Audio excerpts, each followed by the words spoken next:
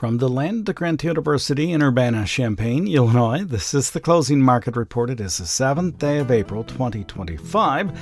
I'm University of Illinois Extension's Todd Gleason. Coming up, we'll talk about the commodity markets with Curt Kimmel. He's at agmarket.net out of Windsor, Illinois. We'll hear from Ed Usset, agricultural economist at the University of Minnesota, and we'll discuss the weather, too. We'll do that with Mark Russo of EverStream Analytics, and along the way, we'll hear a portion of an interview that I did with Giovani Preza about the cool and wet soils and planting conditions in the Midwest, Illinois in particular, and what that might mean for the coming crop, all on this Monday edition of the Closing Market Report from Illinois Public Media. It's public radio for the farming world, online, on demand at WILLAG.org. Todd Gleason's services are made available to WILL by University of Illinois Extension. May corn for the day at $4.64.5. It finished 4 1/4 higher. July at $4.70 3/4, up 3.5 cents. In December at $4.46, 3/4 cent lower for the new crop. May soybeans at $9.83, up 6 cents on the day. The July contract finished 4 higher at $9.97, and November at $9.81, 3 1/4 cents lower. Bean meal futures up $5.30 at $288.40, and the bean oil at $45.15, 69 cents lower. Soft red winter wheat in the July, the harvest month, up 7 3/4 cents at $5.50.5. The hard red at $5.72 3/4, 2 3/4 cents higher. Live cattle futures at $194.17.5. A settlement price down $4, 2.5. Feeders were off $3.60 at $271.27.5, and lean hogs per 100 pounds at $90 and a nickel, down $1.50. Crude oil at $61.32 a barrel, down 67 cents. The Dow Jones Industrial Average now down just 101 points at 38,429. It was much further down in the overnight trade. And here to talk about that and all things that have been happening in the agricultural sector is Curt Kimmel. He's with the agmarket.net team out of Normal, Illinois. Hi, Curt. Thanks for being with us. Well, good afternoon, Todd. It's an exciting, high volatility atmosphere we're seeing here, and probably going to stick around for some time to come. It feels like that will be the case. Let's start with the outside markets. The Dow regaining much of its overnight losses, or nearly all of its overnight losses. The NASDAQ now up, darn near 200 points at this point. What do you see in the marketplace, and why is this taking shape today? Well, we've taken a lot out of the marketplace for sure. Just a lot of news, fake news. Earlier this morning here, we had a sharp rally to the upside on news that the tariffs were going to be delayed for 90 days or a 90-day pause. Then wasn't more than that come out, and everything was quite a bit higher than, I'd say, within 20, 30 minutes. White House denied it, saying that was fake news, and boom, back down to negative territory we went. Then going into just right before the midday Eastern time there's ideas that if China does not take off their 34% tariffs they put on there last week by April 8th, tomorrow, that the administration will impose a 50% additional tariff on Wednesday, April 9th. So, boy, we've just got things flying back and forth. This is mainly with China. It seems, though, that we are making progress, or the administration is making progress with some other countries and kind of negotiate or work through this process. It's just not tariff, but there are so-called backdoor or non-tariff barriers, value-added tax, the VAT. So there's a lot of moving parts taking place on how this is going to all unfold. Bottom line is we got some stubborn, bullheaded people doing some big old punches on each other and through here. What it is, I guess we're going to find out through here, but the end result is we buy a lot more from China than they do from us, Todd. Well, we'll find out how that goes as time passes. Let's deal with the agricultural markets. Corn managed to gain in the old crop today. Is that because the bin doors are closed and farmers are getting ready to go to the field? I saw also the basis has been picking up. Yeah, it's a combination thing. Bin doors are closed, but when that bin door closed, you heard a big bang echo inside. A lot of these bins are empty. A lot of the grain's been moved, and rightfully so. And what is left, I think guys are going to hold on until they get the crop in the field for the most part. Corn-wise, the Delta, we'll see our first progress report this afternoon. As a nation, we're expected to be about 2% planted, but boy, they've been getting bombarded. Some flooded out areas. Then those guys that were switching from cotton to corn, they're going to give about another week and a half. If they can't get back in to finish up corn, we can see switching there. Not a huge amount of acres, but just enough to give the market a little support. Also with the flooding, man, heart goes out to everybody in Arkansas up through southern Illinois, Missouri, Kentucky. Massive flooding, and that helped support the soft red winter wheat. One idea is the wheat's seeing some awful wet feed in through here. So a little bit of weather, a little producer keeping their hands in their pocket, just uncertainty around gave the corn and wheat market both a little bit of support here today, Todd. I was looking at the charts, and even with the soybeans, as heavy as the losses were last week, it appears to me that they stayed within a broader trading range, and that must be good news. Yeah, you can make that chart kind of look whatever you want it to look like in through here. There's moving averages, there's trend lines, there's retracements, there's double bottoms, triple bottoms, all kinds of stuff to look at through here. Corn old corn particularly kind of broke out the short-term downtrend line there and has been holding those recent lows. Brian, our technical analyst, feels it's very important to hold these recent lows. But if we can stay above the downtrend line here, technically we've got a little support. Then also, too, when you look at the corn chart, we're seeing lows materialize kind of the end of the month, first of the month. So hopefully that trend will continue here. The momentum indicators are pointed upward. But yeah, the beans broke the support line, just fell out of bed, ugly, and reached some areas here that warranted some value, and now we're in a position to maybe hopefully see these beans come back and test the old support line. So the charts are interesting, not only on the daily, but pull up some weekly and monthly charts here. There's just about a little bit of everything for everybody there, Todd. The livestock have suffered the last several days too.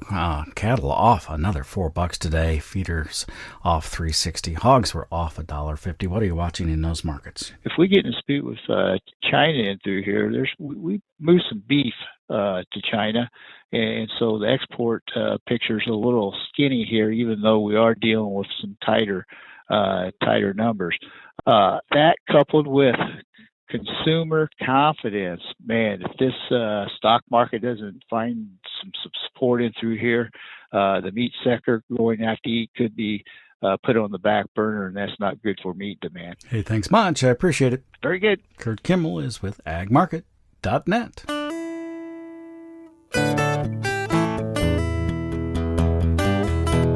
April brings with it planting weather, sometimes cold, sometimes wet. When the combination is in place, that becomes a problem, says Giovani Preza Fontes. He's an extension agronomist at the University of Illinois. I spoke with him late last week. Yeah, exactly. And when we start getting into April, I think we're starting thinking about planting time, and there's an itchy to be out in the field and start field work and planning. And I think sometimes we may be overly fixated on having the crop planted by a specific calendar date. So the idea here is that early planting is still good, right? We know the potential benefits of early planting, but there are other things that we need to keep in mind. And I think soil conditions at planting and after planting, it's very important to keep in mind. And like you said, like cold soils by itself, it doesn't necessarily pose a threat. to corn and soybean seeds, but the problem it gets when the soil is cold and wet. Then we start having increased risk of seedling or seed damages by pathogen infection or insects feeding on the seeds. And we talked about the imbibitional chilling injury, which is when the soybeans emerge and when they absorb water to emerge. If that water is cold, then that's when we see some of those chilling injury. We'll hear more from Gio tomorrow. Giovani Preza is an extension agronomist at the University of Illinois. He and Emerson Nafziger have penned an article for the Crop Central website. You can see it right now on ours at willag.org. The theme music for the Closing Market Report is written, performed, produced, and courtesy of Logan County, Illinois farmer Tim Gleason. Do visit our website. The address is willag.org.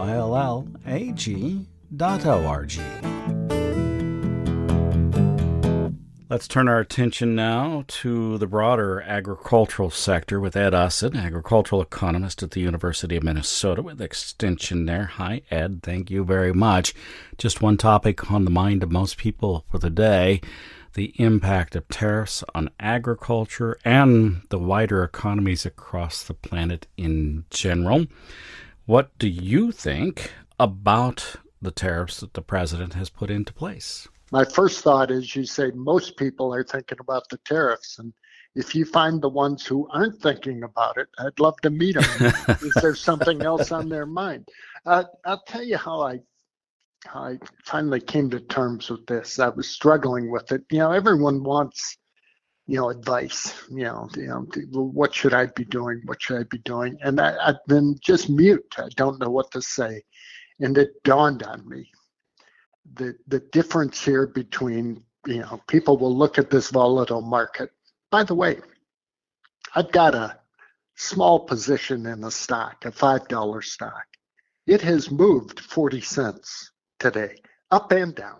It's like almost a 10% range on one stock in one day. It's sort of breathtaking.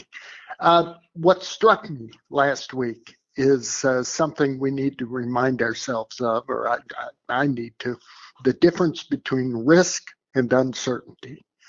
Risk can be measured. You got a lot of producers out there right now, Todd. They've got unpriced corn in the bin from last year, unpriced soybeans, and doesn't feel real good right now. And yet I would say that strategy, which is very common for producers every year, is risky.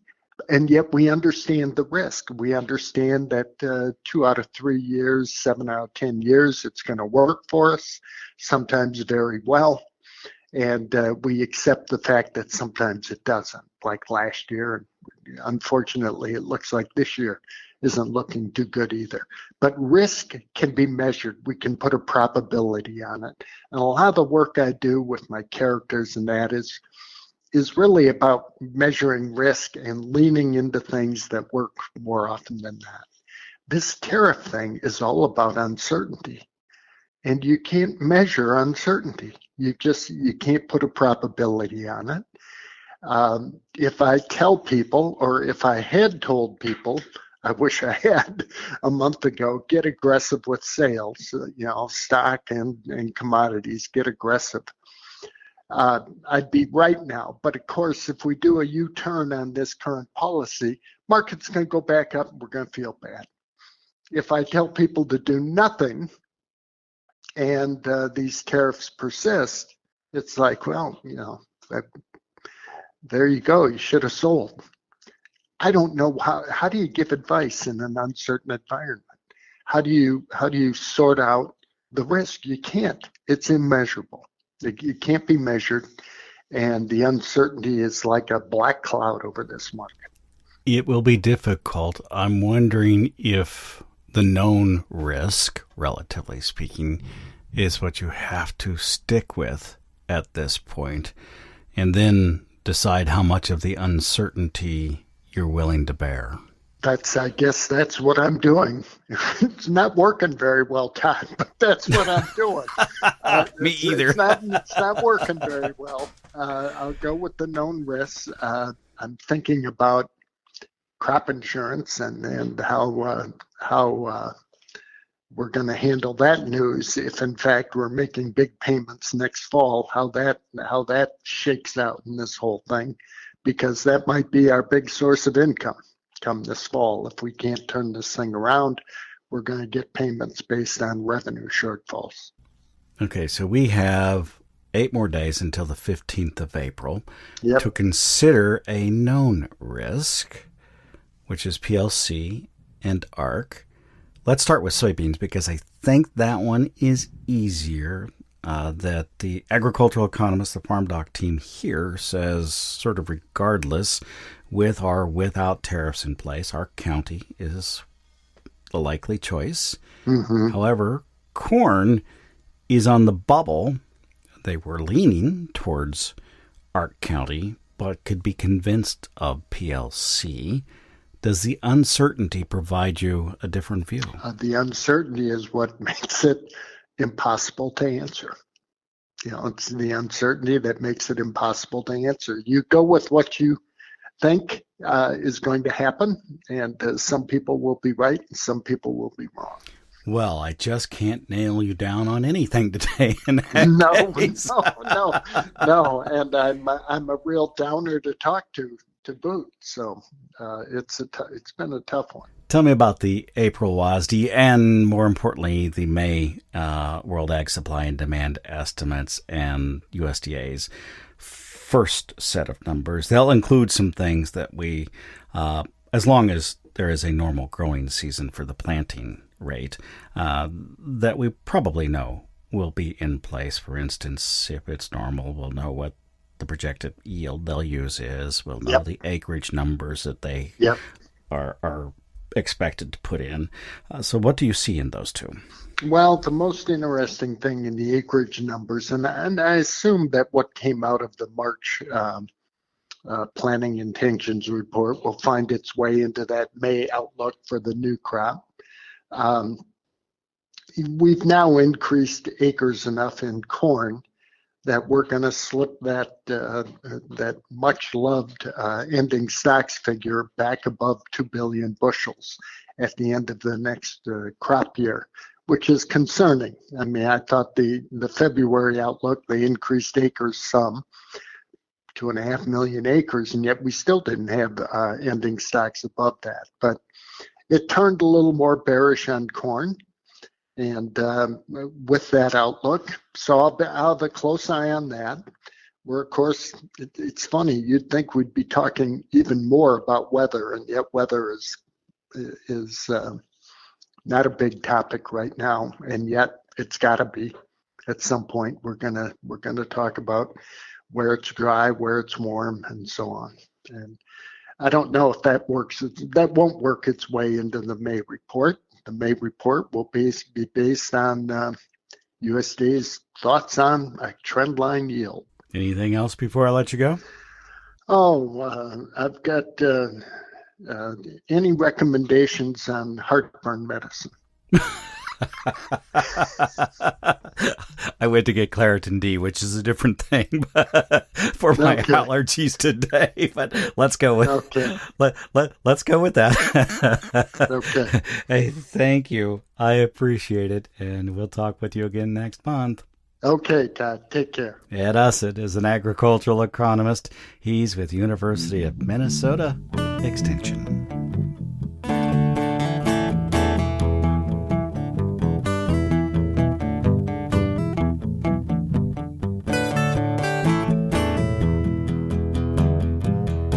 Mark Russo is now here. He's with EverStream Analytics. Thanks, Mark, for being with us. It's been rocky. Oh, that's the tariffs. It was rocky this last week with the weather, too, though. For sure. However, it looks like things are going to smooth out just a bit. Can you tell me about the weather forecast across the planting regions of the Midwest? Sure, Todd. Certainly a calmer pattern here coming up across the central U.S. After it was very impressive and record-setting rainfall totals, and obviously severe and even some cases catastrophic flooding here in portions of the Midwest and Delta states. The pattern for the next few weeks is now shifting into a drier than normal pattern. So that dry stretch is badly needed here for the wettest areas, which again is going to take some time for those areas to dry out. But this drier than normal pattern will certainly be more locked in here for these next few weeks. And along with that too, temperatures, which over the next few days will be colder than normal, we'll be switching back to a warmer pattern by the upcoming weekend. So this cold shout right now looks pretty brief in duration. In the wheat-growing regions of the U.S., do we have concerns still? We do. There was some precipitation last week in parts of the hard red belt, but by our calculations, only about 15% of the belt picked up meaningful amounts above an inch, with only a third of the belt picking up amounts above like a quarter of an inch. So more precip is needed. The plains is locked in a dry pattern now for the next couple of weeks, and also will be turning quite hot, especially from late this week on into next week. So that will lead to increase in crop stress, declining crop conditions here going forward. In South America, I believe, and you can correct me, that the safrinha or second crop corn is going into mid-April in fairly good condition. Are there concerns in other parts of that continent? Right now, no. All in all, it's favorable weather here in April across South America. No sign of any extreme conditions here for the safrinha belt over the next few weeks. No sign of any wet patterns that would disrupt summer crop harvesting. And all in all, at this kind of final month of the rainy season, it looks like a normal or seasonal type of pattern. Europe in stormy conditions or not? Right now, we are seeing stormy conditions in portions of the Black Sea region, which is helping to improve topsoil moisture there, but not solving the long-term dryness issues. However, drier weather looks to return next week across that area. And then at the same time, actually Northern Europe, which has been dry the past 30 days, will start to receive rain activity there. So all in all, quite a bit of a dynamic pattern in Europe in terms of the precip patterns. Thank you much. We'll talk with you again next week. You're welcome, Todd. Mark Russo is with EverStream Analytics, joined us on this Monday edition of the Closing Market Report that came to you from Illinois Public Media. It is public radio for the farming world, online on demand anytime you'd like to listen to us at willag.org. There you can just click and play our ag programming, or you can search it out in your favorite podcast applications, or just hit the podcast tab and subscribe under the podcast of your choice. The opening market report, the closing market report, or the Illinois Nutrient Loss Reduction podcast, all on the website at willag.org. You have a great afternoon. I'm Illinois Extension's Todd Gleason.